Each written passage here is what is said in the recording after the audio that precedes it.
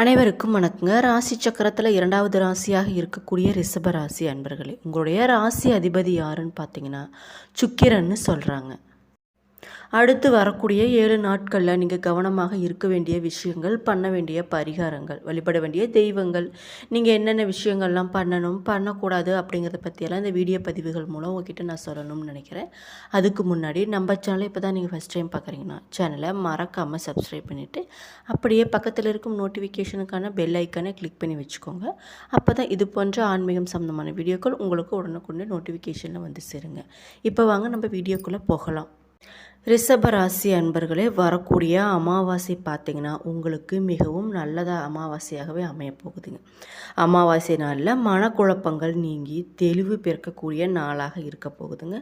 தெளிவான முடிவுகளையும் நீங்கள் எடுக்க போகிறீங்க. உங்களுடைய நிதி நிலை பார்த்திங்கன்னா சீராக இருக்க போகுதுங்க. தேவையற்ற செலவுகளை கட்டுப்படுத்துவது ரொம்ப ரொம்ப நல்லது. குலதெய்வ வழிபாடு மற்றும் முன்னோர்களுக்கு தர்ப்பணம் செய்தல், இது மாதிரி விஷயங்கள்லாம் நீங்கள் பண்ணினீங்கன்னா உங்களுடைய வாழ்க்கையில் நடக்கக்கூடிய விஷயங்கள் அனைத்துமே நல்லதாகவே நடக்குங்க.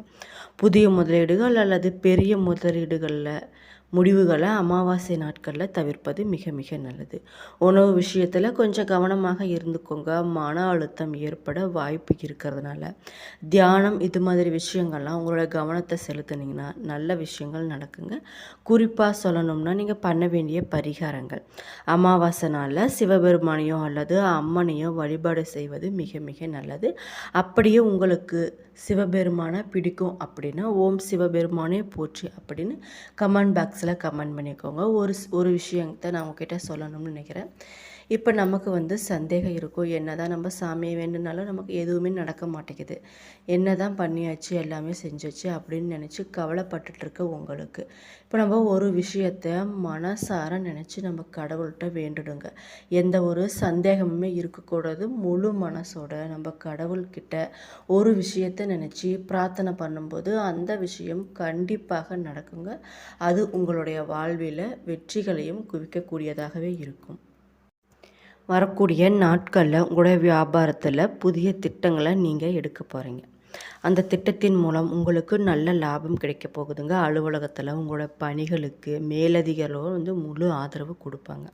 எதிர்பார்த்த இடமாற்றம் அல்லது பதவி உயர்வு கிடைப்பதற்கு நிறைய வாய்ப்பு இருக்குங்க. பிரகாசமான வாழ்வு உங்களை நோக்கி வந்துட்டுருக்கு.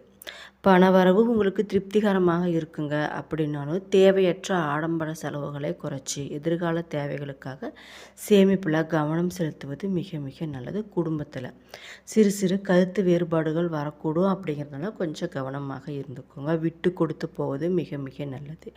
பெரியவங்களோட ஆரோக்கியத்தில் கூடுதல் கவனம் தேவைங்க. அது மட்டும் இல்லாமல் உங்களுடைய ஆரோக்கியம் பார்த்திங்கன்னா வரக்கூடிய நாட்களில் மிகவும் சிறப்பாக இருக்குங்க. சரியான நேரத்திற்கு சாப்பிட்றது, முறையான உடற்பயிற்சி, இது மாதிரி விஷயங்கள்லாம் நீங்கள் செய்யும்போது மேலும் உங்கள் உடம்பு சுறுசுறுப்பாக இருக்கும். மாணவர்களுக்கு பார்த்திங்கன்னா உங்களுடைய படிப்பில் கொஞ்சம் கவனமாக இருப்பது நல்லதுங்க. கவனச்சிதறனால தவிர்த்துட்டு திட்டமிட்டு படிப்பது தேர்வுகளில் நல்ல மதிப்பெண்களை பெற உதவும். அப்படிங்கிறதுனால கொஞ்சம் கவனமாக படிப்பது மிக மிக நல்லது. அப்படியே உங்களுக்கு கார்த்திகை 2, 3, 4ஆம் பாதம் எப்படி இருக்குன்னு பார்த்தீங்கன்னா கௌரவமாகவும் செல்வாக்காகவும் வாழ வேண்டும் என்ற எண்ணம் கொண்ட உங்களுக்கு பார்த்தீங்கன்னா பிறந்திருக்கக்கூடிய இந்த மாதம் நல்ல ஒரு முன்னேற்றமான மாதமாக இருக்குங்க. உங்களுடைய சுகஸ்தானாதிபதி பார்த்தீங்கன்னா சூரியன் மாதம் முழுவதுமே உங்களுடைய ராசிக்கு சஞ்சரிக்கிறதுனால உற்சாகமாக செயல்பட போகிறீங்க. உங்களிடம் இருந்த மந்த நிலை பார்த்திங்கன்னா படிப்படியாக குறையும். உத்தியோகத்தில் இருப்பவங்களுக்கு அதிகாரிகளோட ஆதரவு கிடைக்கக்கூடியதாக இருக்குங்க. சிலருக்கு எதிர்பார்த்த இடமாற்றம், பதவி உயர்வு, இது மாதிரி விஷயங்கள்லாம் நடக்க போகுது. அரசியல்வாதிகள் பார்த்திங்கன்னா உங்களுடைய தலைமையினோட ஆதரவால் முன்னேற்ற பாதையில் நடைபெற போகிறீங்க. அரசு வழி முயற்சி பார்த்திங்கன்னா உங்களுக்கு சாதகமாகவே அமையப்போகுதுங்க. சுகஸ்தானத்தில் கேது சஞ்சரிக்கிறதுனால உங்களுடைய உடல்நிலையில் கவனமாக இருப்பது மிக மிக நல்லதுங்க. வேலை பளு பார்த்திங்கன்னா கொஞ்சம் அலைச்சல், இது மாதிரியெல்லாம் இருக்குங்க. கொஞ்சம் கவனமாக இருந்துக்கோங்க. வீண் வாக்குவாதத்தில் எதுலையும் ஈடுபட வேண்டாம். உங்களுடைய குரு பார்த்திங்கன்னா ஜீவனஸ்தானத்தில் ராகு சஞ்சரிக்கிறதுனால தொழில் முன்னேற்றம் உங்களுக்கு சிறப்பாகவே இருக்குங்க. வெளிநாடு முயற்சியும் உங்களுக்கு சாதகமாகவே இருக்கும். புதிய தொழில் தொடங்கும் முயற்சி அனைத்துமே உங்களுக்கு வெற்றியாகுங்க. வேலைக்காக முயற்சித்தவர்களுக்கு பார்த்திங்கன்னா எதிர்பார்த்த தகவலும் வந்து சேரப்போகுது. வெளிநாட்டில் இருப்பவங்களுக்கு பார்த்திங்கன்னா நிம்மதி அதிகரிக்க போகுதுங்க. ராசிநாதர் சஞ்சாரம் பார்த்திங்கன்னா இந்த மாதம் முழுவதுமே உங்களுக்கு சாதகமாக இருக்கிறதுனால பொருள் வரவு உங்களுக்கு அதிகரிக்க போகுதுங்க. கையில் பணப்புழக்கமும் அதிகமாகவே பொருள போகுதுன்னே சொல்லலாம். குடும்பத்தில் மகிழ்ச்சி இருக்குங்க. அது மட்டும் இல்லாமல் தம்பதிக்குள் இணக்கமான நிலை உருவாக போகுதுங்க. அந்யோன்யம் அதிகரிக்க போகுது. உறவினர்களோட மத்தியில் உங்களுடைய செல்வாக்கு அதிகரிக்க போகுதுங்க. சிலருக்கு பார்த்திங்கன்னா சொந்த வீடு, வாகனம் இது மாதிரி விஷயங்கள்லாம் அமைய போகுது. மாணவர்களுக்கு எதிர்பார்த்த கல்லூரியில் இடம் கிடைக்க போகுதுங்க. விவசாயிகள் பார்த்திங்கன்னா வரக்கூடிய நாட்கள் உங்களுக்கு மிகவும் சிறப்பான நாட்களாகவே அமைய போகுதுங்க.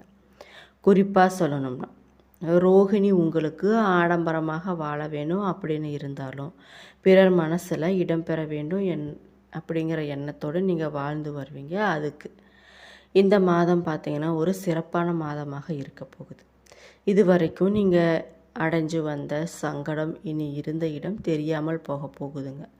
குறிப்பாக சொல்லணும்னா வாக்குஸ்தானத்தில் சஞ்சரிக்கக்கூடிய குரு பார்த்திங்கன்னா உங்களுக்கு முன்னேற்றத்தை கொடுக்க போகிறாரு. குடும்பத்தில் நிம்மதியையும் மகிழ்ச்சியும் அதிகரிக்க போகிறாரு. உங்களுடைய உடல்நிலையில் ஏற்பட்ட சங்கடங்களை அவர் போக்க போகிறாரு. இழுபறியாக இருந்த வேலை பார்த்திங்கன்னா சீக்கிரமாகவே ஒரு முடிவுக்கு வரப்போகுது. வழக்கு உங்களுக்கு சாதகமாக போகுதுங்க. வியாபாரம் தொழிலில் முன்னேற்றம் ஏற்பட போகுது. பொது வாழ்க்கையில் பார்த்திங்கன்னா ஈடுபட்டு இருந்த நிலை பார்த்திங்கன்னா உங்களுக்கு உயர்வை உண்டாக்க போகுதுங்க. மறைமுக எதிர்ப்புகள் இல்லாமல் நீங்கள் இருக்க போகிறீங்க. நீங்கள் செஞ்சுட்டு வர தொழிலில் பார்த்திங்கன்னா லாபம் அதிகரிக்க போகுதுங்க. பார்த்து வரக்கூடிய வேலையில் நீங்கள் கவனமாக இருந்தீங்கன்னா உங்களுடைய வேலையில் லாபமே அதிகமாக ஈட்ட போகிறீங்க.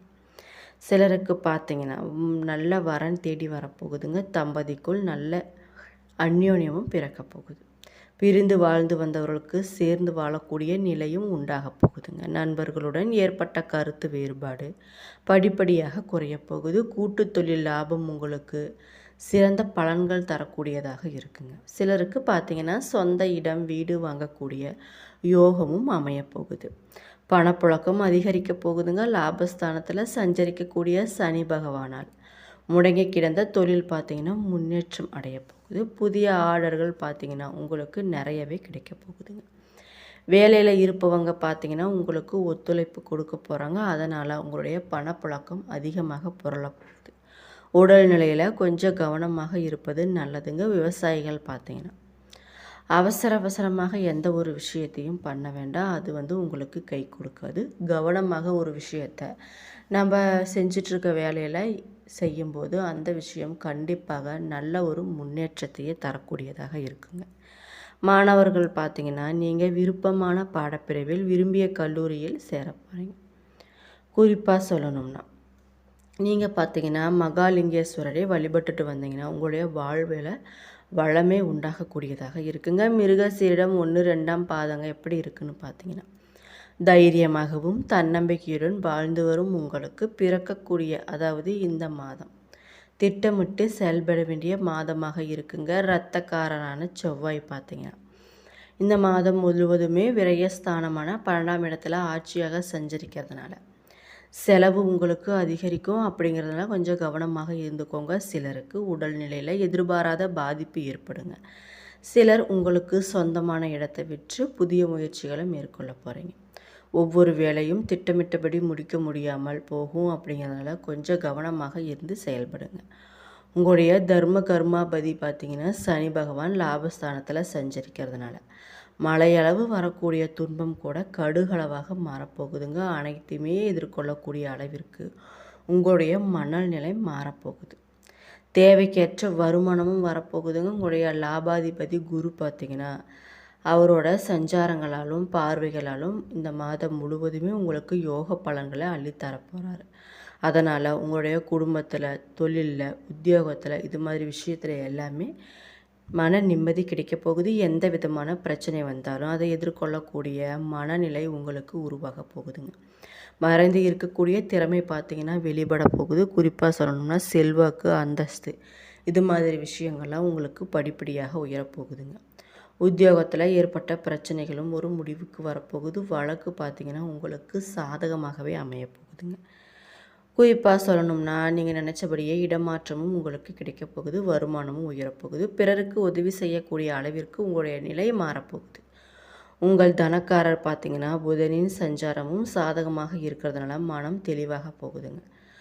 பயணத்தின் போது அதாவது வெளியூர் பயணம் போகிற வாய்ப்பு உங்களுக்கு நிறைய கிடைக்க போகுது. அதனால் உங்களுடைய பண ஆதாயமும் கிடைக்க போகுதுங்க. வியாபாரிகளுக்கும் கலைஞர்களுக்கும் புதிய ஒப்பந்தம் தேடி வரப்போகுது. நன்றி.